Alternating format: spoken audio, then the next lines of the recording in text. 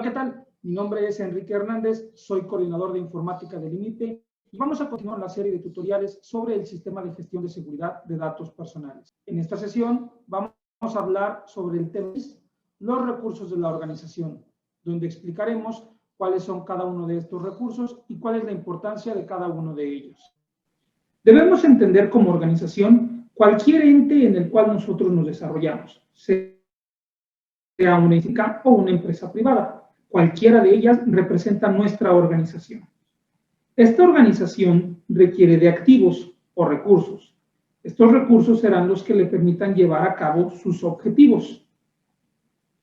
Podemos hablar ahora de tres tipos de activos: el recurso humano, el recurso material y el recurso financiero. En el caso de los humanos, nos referimos a las personas que colaboran con la organización. El recurso humano son todos aquellos bienes tangibles que tiene la organización para generar nuestros productos o brindar nuestros servicios. Y finalmente, los recursos son aquellos que le van a permitir a la organización adquirir los bienes y contratar a los recursos que requiere para llevar a cabo sus objetivos. Estos tres recursos, cuando están, llevan a cabo productos o servicios que al final son el trabajo que nos permitirá alcanzar los objetivos de la organización. En el caso de una empresa de manufactura, el producto que construyan les permitirá venderlo y entonces, al obtener las ganancias, llegarán a cumplir sus objetivos financieros. En el caso de las instituciones públicas, estos tres tipos de activos nos permiten generar los servicios que brindamos a la sociedad y de esa manera cumplir los objetivos que tenemos establecidos. Al realizar estos productos o servicios, generamos documentos, que son aquellos donde queda registrado el proceso que hayamos llevado a cabo. Pueden ser documentos físicos o electrónicos. Y generamos también conocimiento. El conocimiento es aquella expertise que se desarrolla en el recurso humano y que también a su vez puede ser documentado para que más adelante pueda reutilizarse o pueda aplicarse por más personas que las que lo generaron en un principio. Los documentos de conocimiento constituirán un nuevo activo que le denominamos información. La información con que cuenta la organización, es decir, aquellos documentos que se expedientan y aquel conocimiento que genera su recurso humano para que la organización cumpla sus objetivos, los llamaremos recurso de la información. Podemos entonces ahora ver que nuestra organización se compone de activos. Estos activos ahora son 4 grupos: el recurso de información, el recurso humano, el recurso material y finalmente el recurso financiero. Vamos a hablar de cada uno de ellos y a evaluar la importancia que tiene cada uno dentro de la organización. Por supuesto que todos son importantes, pero en una vista institucional, no todos tienen el mismo valor. El primer caso, el recurso financiero. Para el caso de una empresa, el recurso financiero se provee en función de sus ventas, que pueden subir y bajar. Para las instituciones públicas, el recurso financiero lo obtenemos de la asignación presupuestal que nos determina. Este también puede variar y normalmente tiene una tendencia a reducirse. Podríamos pensar que una empresa que tiene éxito aumenta recursos financieros, y sí lo hace. Sin embargo, lo que genera es utilidades o son ganancias que se quedan para los dueños de la empresa. El recurso financiero que se invierte dentro del proceso de la organización tiende a ser menor. Si una empresa, por ejemplo, que fabrica algún producto de grandes ventas, muy probablemente asigne más recursos para renovar su infraestructura y producir más. Pero en sí, esa inversión se hace sobre los recursos financieros con el objetivo de que a largo plazo le salga más barato generar su producto y entonces contar con más utilidades.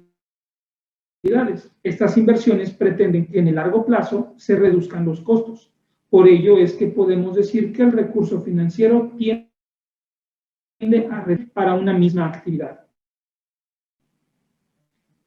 Los recursos materiales, por su parte, tienden a volverse obsoletos y en ocasiones innecesarios. El equipo de cómputo que utilizamos, los escritorios, las sillas, la papelería, se vuelven obsoletos y se agotan, y en ocasiones se vuelven innecesarios. Voy a poner 2 ejemplos. Hace algunos años, en una oficina, requeríamos tener un calendario, una calculadora, un equipo de cómputo, un radio, tal vez música o noticias y estar al tanto de las novedades. Sin embargo, hoy en día todo eso lo asimilamos en un solo equipo de cómputo o en ocasiones en un smartphone. Podemos ver que los recursos que utilizábamos antes se volvieron obsoletos y se volvieron innecesarios. Hoy en día la mayoría de personas ya no utilizan tradicionales, utiliza su propio celular para... Además, podemos ver tiempos de pandemia. Ya no utilizamos los mismos recursos que utilizábamos hace un año. Quizá considerábamos que para llevar a cabo nuestro trabajo era indispensable contar con una oficina. Hoy en día, que hacemos home office, nos damos cuenta que no era indispensable la oficina. Simplemente estábamos acostumbrados.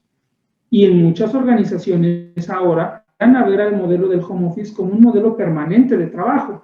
¿Por qué? Porque este les permitirá reducir su inversión y generalidades más altas. Nuevamente reducirán el gasto financiero que se ingresa y te proporcionarán los menores recursos materiales para que puedas llevar a cabo tu trabajo.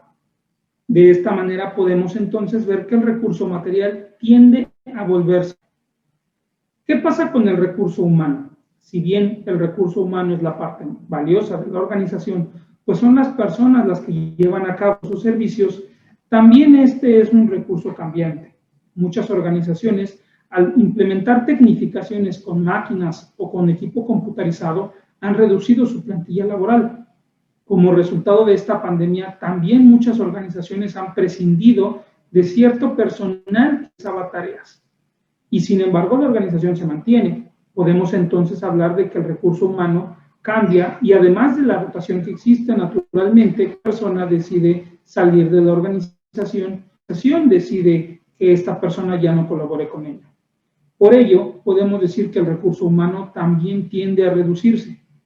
De los 3 recursos que hemos mencionado hasta el momento, los 3 tienden a reducirse por parte de la organización. No significa que no sean valiosos, pero tiende a disminuirse con el tiempo. ¿Qué pasa con la información?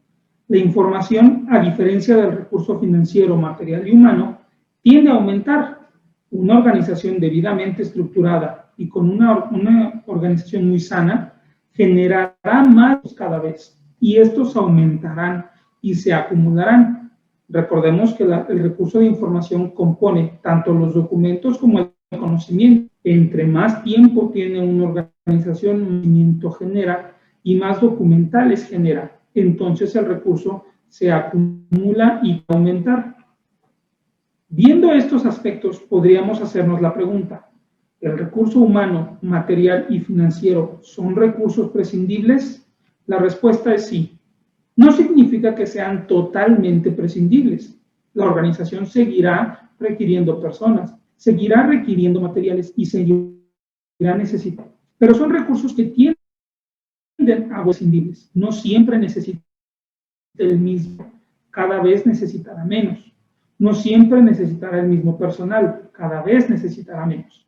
¿Qué pasa con la información? ¿La información es prescindible? La respuesta es no. Nuevamente, en el contexto de la pandemia, nosotros podemos realizar nuestro trabajo en casa gracias a que tenemos la información, a que la tenemos en electrónicos o a que contamos con expedientes que podemos consultar para llevar a cabo nuestro trabajo. De esto podemos ver que podemos continuar nuestra labor aunque no tengamos una oficina, aunque no se asignen presupuestos, incluso aunque prescindamos personas. Pero podemos realizarla gracias a que tenemos la información necesaria para trabajar. Los contadores quizá no tengan su oficina, pero siguen teniendo sus estados de cuenta, siguen teniendo los cheques, siguen teniendo todos esos documentos que les permiten realizar su trabajo. Podemos entonces entender ahí que el recurso de información es totalmente imprescindible para la continuidad de la institución.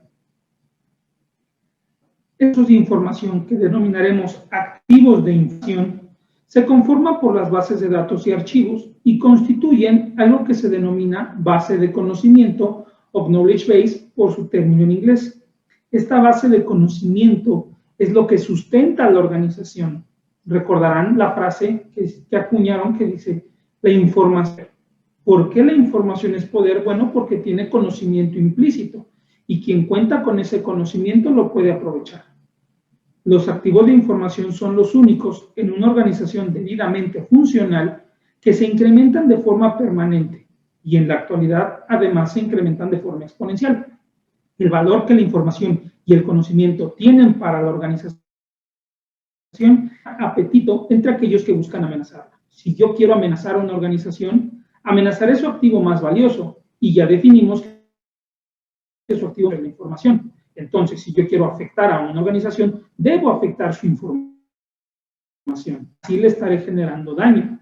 Por ello es que la información se vuelve apetitosa para aquellos que quieren amenazarnos. Estas amenazas además se diversifican y aumentan cada día. Hoy tenemos un tipo de amenazas físicas y sobre todo tenemos un tipo de amenazas electrónicas o digitales que amenazan nuestra información. Antes solamente escuchábamos de toda una variante de amenazas digitales.